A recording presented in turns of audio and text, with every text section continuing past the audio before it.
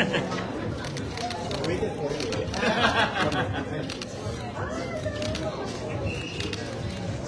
Hello.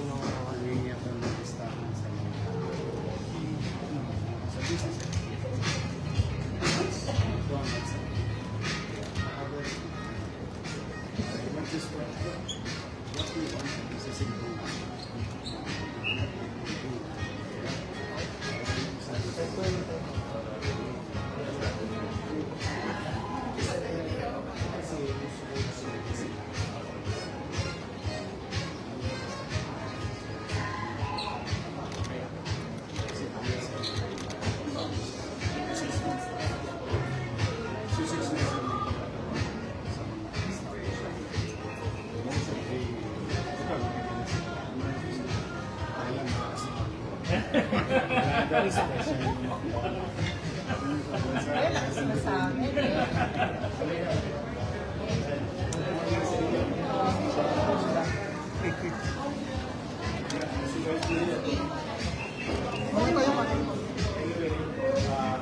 Hi guys, good morning. I don't know if you saw it already. Ariel. Ariel mo rin? Again, good morning. One, I think by this time you know it already. Who's in your mind? Ayos.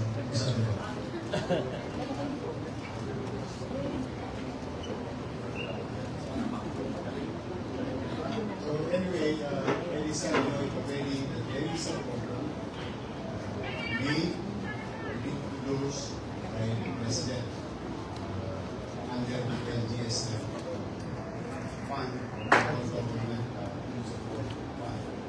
And we were directed by Executive Secretary Albert to give rice assistance to Manileños.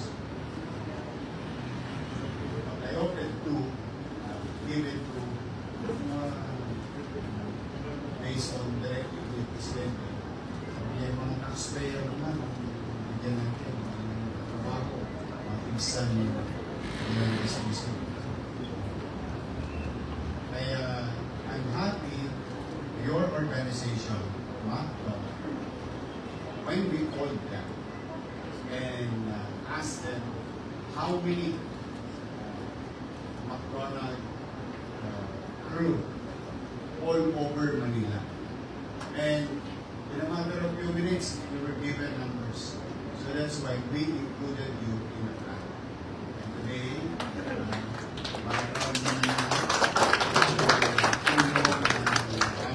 national,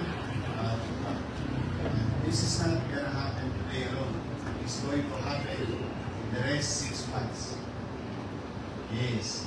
Every other month, there will be some workplace. Hindi mo kailan.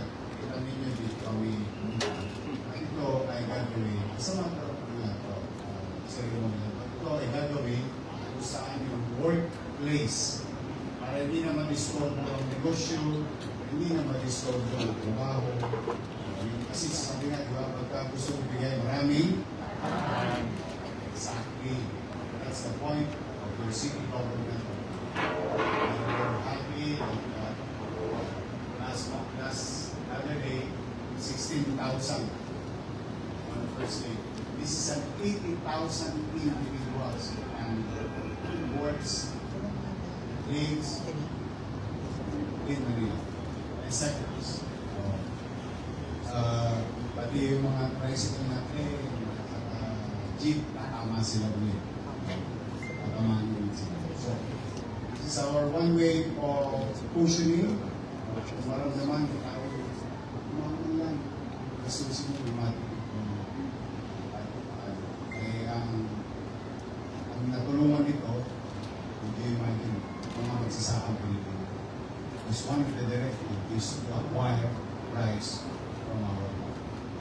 Kaya, pag pinuna ng ecosystem, umikot talaga yung so I'm happy with the Vice Mayor here, Vice Mayor Keith, Tessa. To see that things are being implemented accordingly at suave or smooth. So, muli sa lahat, dahil na ninyo. Kasi naman ako, ang daming businyo dito. Ang dami mo naman hina, no?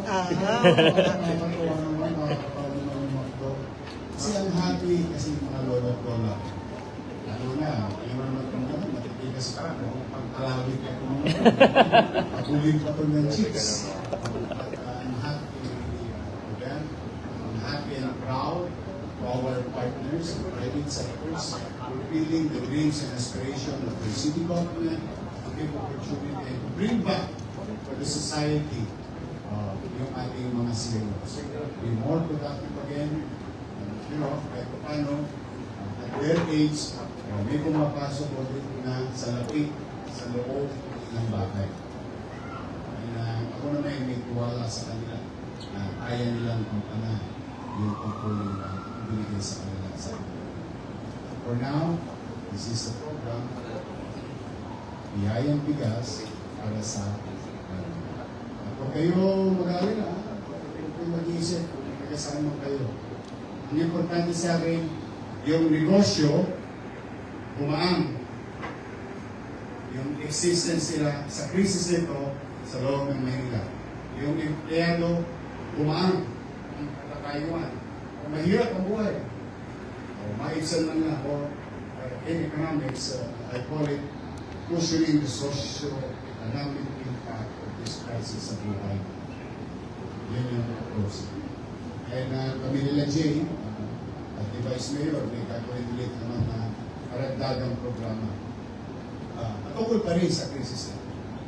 But for now, this is for our working class in the city of Manila. And we're very proud of you because of what you're doing to the companies that you serve. Give them growth.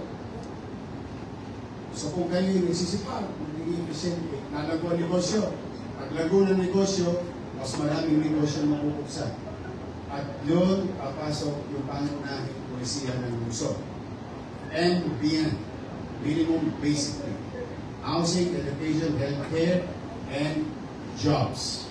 For us to create jobs and opportunity for the people of Manila, kailangan ng negosyo mag-survive sa krisis.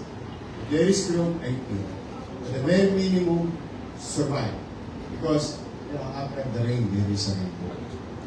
Ang pagangat naman ng negosyo ay malaking oportunidad para sa mamamayan sinasakot natin. At yung mga tao dumadako sa lungsod.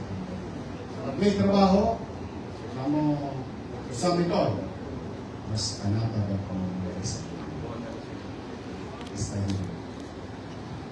Alam yan ang mga matatanda dito. They've been there than that, sabi nga. So muli, magandang umaga sa inyo. Pwede ba ako mag-take out? Nag-inisa daw eh. Gusto niya na rin. Mag-take out ako ngayon. So, nabili na? Okay, na-take out. Bilis kilos talaga mga tao bibiyara sa may sinasabi ko pala, nabili na. Galaw-galaw. So, ingat kayo. Take care of yourself. Stay healthy. Ang mga lolo ko na, kayo. Late 2 late mo yun. Sobrang ingat kayo. I'm really proud na may hanap buhay kayo. So, magandang umaga. Kalahin nawa kayo. Thank you. Maraming salamat, Mayor Isko Asyasudat ng Maynila for this Rise Aid program po. Alam po namin na sa taas ng bilihin ngayon, maraming mamamayan ang pwede po nitong matulungan. Ayan, thank you so much po.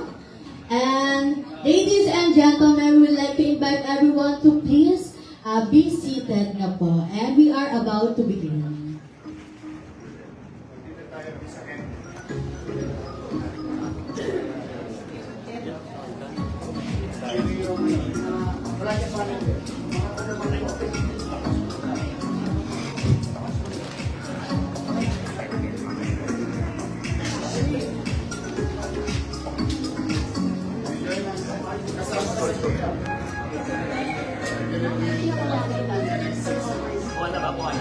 Saan ang pila nila?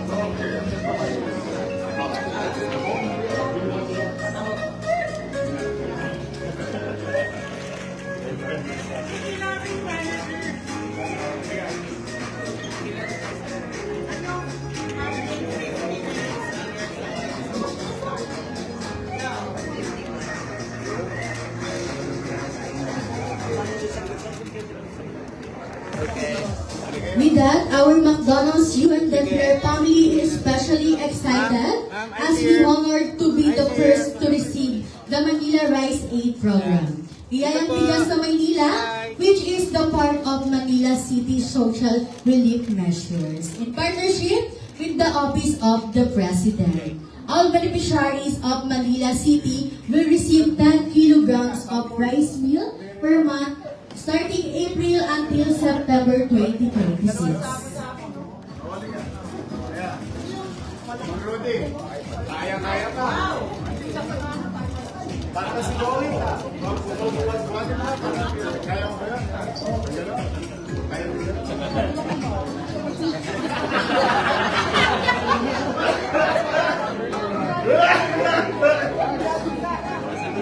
Next. Sample. Tuloy-tuloy na. Kunin nyo na.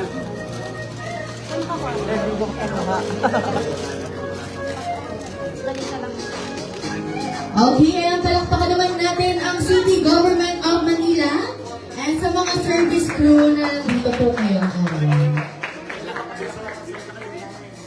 Picture daw. Atras tayo, atras. Atras tayo, para kita yung ano yung nasa. Doon lang kayo doon. Sige po, pasok po. Sige. Sa likod lang kami mo. Para ano. Maluwag. Sa likod ni sir.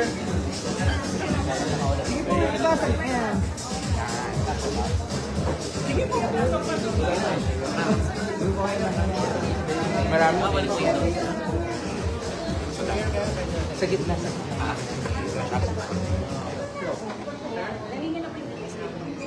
Sa gitna po.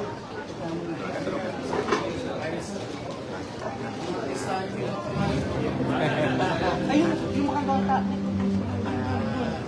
Doon. Para malaan.